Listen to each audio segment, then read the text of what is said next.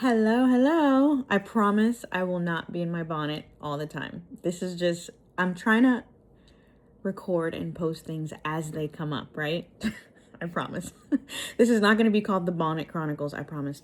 Okay, so I was doing my journaling, right? And a verse came up. Today's verse from the Bible app. I'm going to show it to you. As you can see right here. So it says, it's from Luke 2, 9, and 10, right? And it says, an angel of the Lord appeared to them, and the glory of the Lord shone around them, and they were terrified. And it just made me think, the first sentence made me think, I remember growing up as a kid, and I grew up as a Jehovah's Witness. And I'm not saying anything wrong with Jehovah's Witnesses or what they believe at all. This is not the story.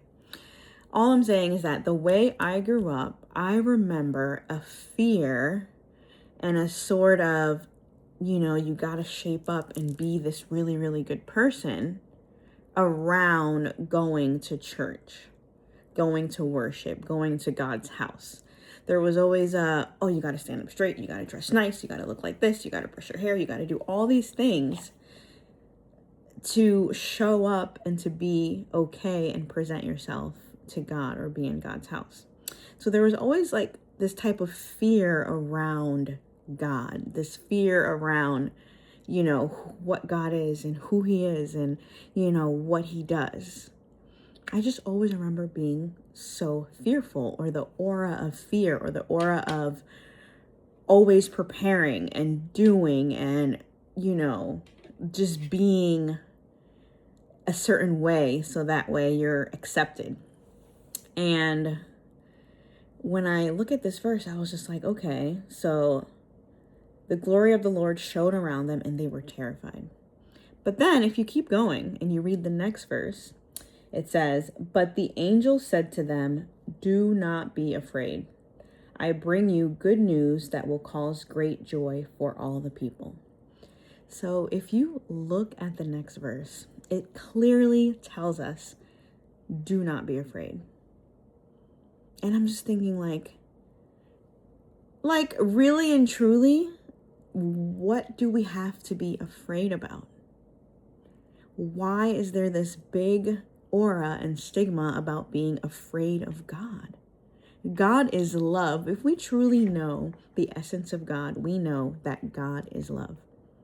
And he created us in his image. And if you really, really think about that, why would God cause you to be afraid? Why would he invoke feelings of fear, distrust, anxiety? All those things don't feel good. And to feel God is to feel good. Everything God is good. So why would he invoke bad feelings and illness within us? I don't that just doesn't resonate with me anymore. And it clearly says, do not be afraid. So there's absolutely nothing to be afraid of. God is not someone to be scared of.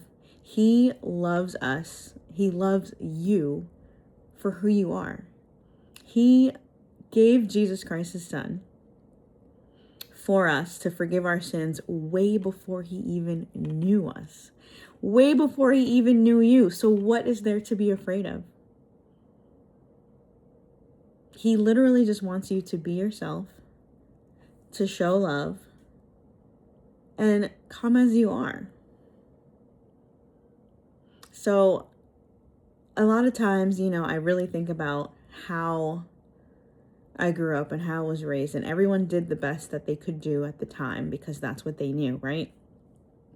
So if I keep that model and I keep that in my heart and I just keep those limiting beliefs that are not true and no longer serving me, I'm not growing, right? So the whole point is to grow and to realize that you don't have to believe everything.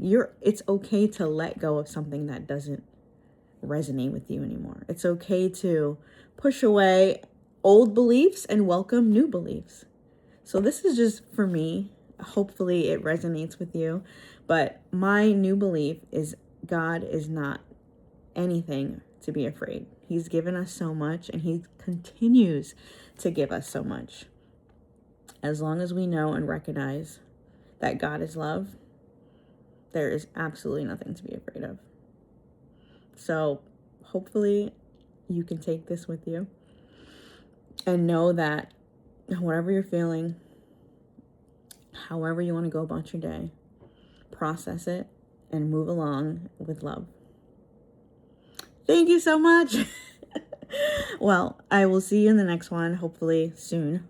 Okay, remember to give yourself a hug. And know that you are loved.